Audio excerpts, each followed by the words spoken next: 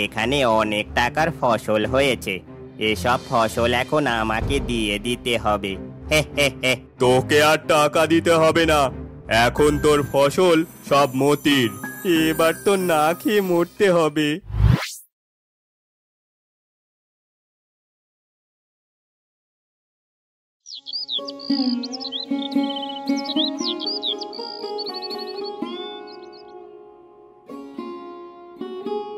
ওপরওয়ালার দয়ায় এবার জমিতে ভালোই ফসল পেয়েছি। এবার কিছুদিনের মধ্যে হাটে বিক্রি করে দিলেই হয়।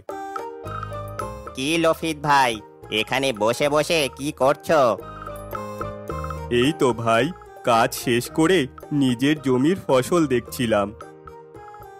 ফসল তো দেখি ভালোই হয়েছে ভাই। হ্যাঁ ভাই, এবার এগুলো সময় মতন বিক্রি করতে পারলেই হলো। তা আমার পাওনা টাকাটা কি আর দেবে না নাকি? সেই কবে যে নিলে, তারপর থেকে দেবে দেবে বলছো, কিন্তু টাকা তো আর দিচ্ছ না। কি যে বলো না ভাই, দেব না কেন? গরিব মানুষ, এতদিন ধার দেনা করে চললাম, এবার ফসলগুলো বিক্রি করে তোমার সব টাকা ফেরত দিয়ে দেব।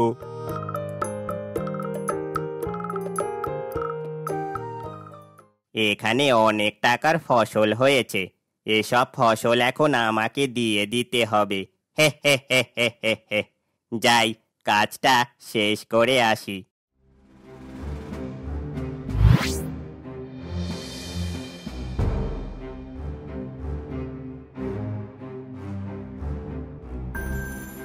মোড়ল মশাই, মোড়ল মশাই, বাড়িতে আছেন? কি রে মতি, কি হলো? দুপুর বেলা ডাকাডাকি করছিস কেন? মোড়ল মশাই, আমার সাথে অন্যায় করা হয়েছে, আপনাকে একটা বিচার দিতেই হবে। আচ্ছা, আগে বল তো কি হয়েছে? ওই বেটা লফিত আমার থেকে টাকা ধার নিয়েছে অনেক আগে, আপনার সামনেই তো নিয়েছিল, কিন্তু এখনো দিচ্ছে না। হ্যাঁ, তা তো আমার মনে আছে, টাকা নিয়েছিল যে। গরিব মানুষ, হয়তো দিতে পারছে না, তুই আরো সময় দে। তার জমিতে ভরপুর ফসল, সে এখন আর গরিব মানুষ নেই। আজ তো সে অস্বীকার করছে, বলছে আমি নাকি তাকে কখনো টাকাই দিইনি। কি বলছিস তুই? তাহলে এখন তুই বল, তুই কি চাস? এখন তার জমির সকল ফসল আমাকে দিয়ে দিতে হবে, আমি ওগুলো বিক্রি করে টাকা নেব। ঠিক আছে, তুই তার ফসল নিয়ে নিস। কিন্তু মোড়ল মশাই, ওই বেটা তো দিতে চাইবে না।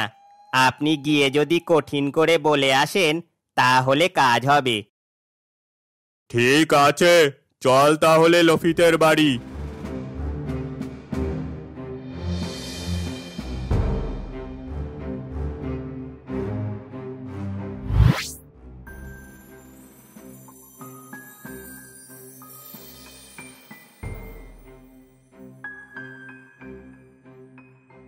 আরে মুরল মশাই যে, আপনি হঠাৎ আমার বাড়িতে কি মনে করে?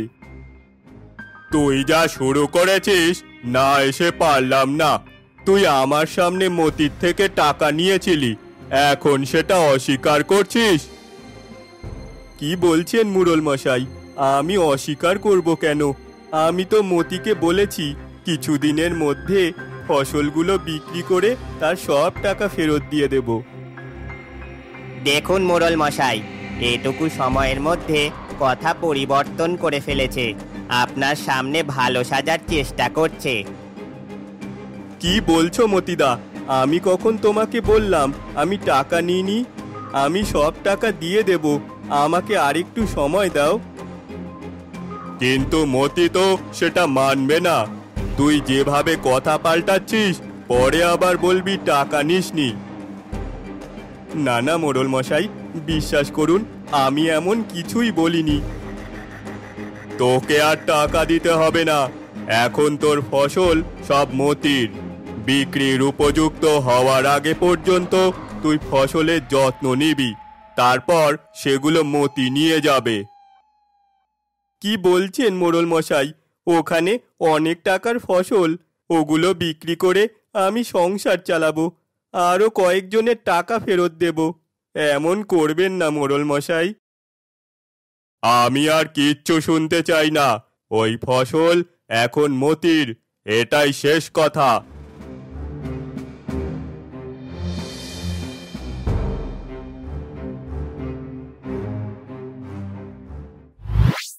এবার কি হবে গো গিন্নি? আমাদের যে সব শেষ হয়ে গেল।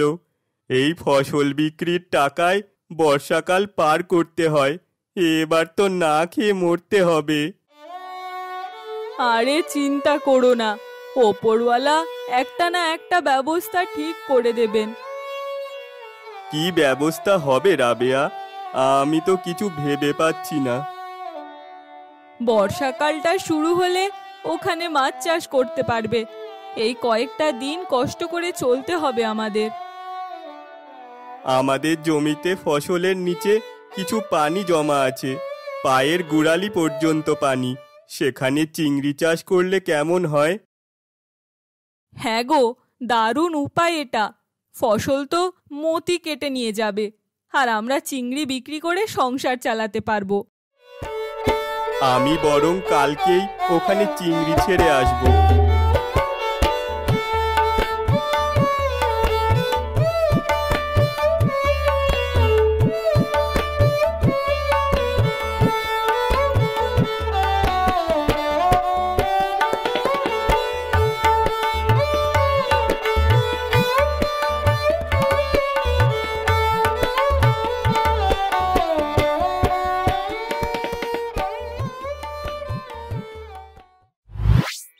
কিছুদিন পর ফসলগুলো বিক্রির উপযুক্ত হয়ে যায়, আর ফসলের নিচের পানিতে ভরপুর চিংড়ি হয়েছে।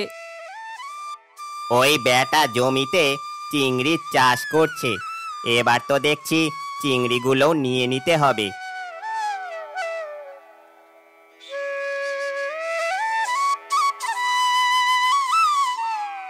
কি ব্যাপার মতি, কেমন আছিস? ভালো নেই মোড়ল মশাই।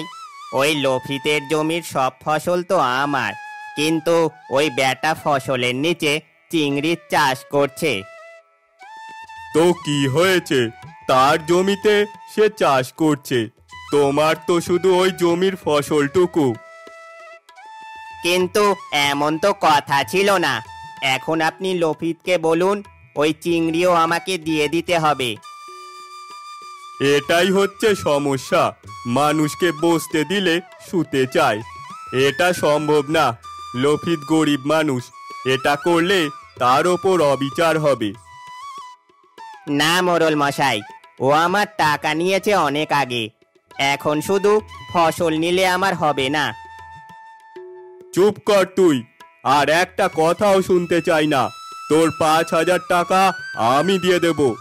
এখন আর লফিতের ফসল তোর না, তোর টাকা তুই পেয়ে যাবি। না মোড়ল মশাই, এ তো আমার ওপর অবিচার করছেন। এই ব্যাপারে আর একটা কথা বললে লফিতের ব্যাপারে মিথ্যে বলার অপরাধে তোর শাস্তি ভোগ করতে হবে।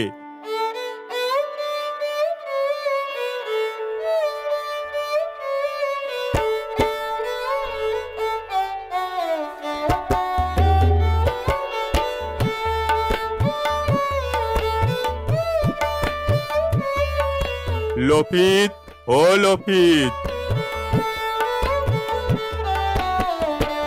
কি হয়েছে মোড়ল মশাই? কিছুই হয়নি। আমি খুবই দুঃখিত।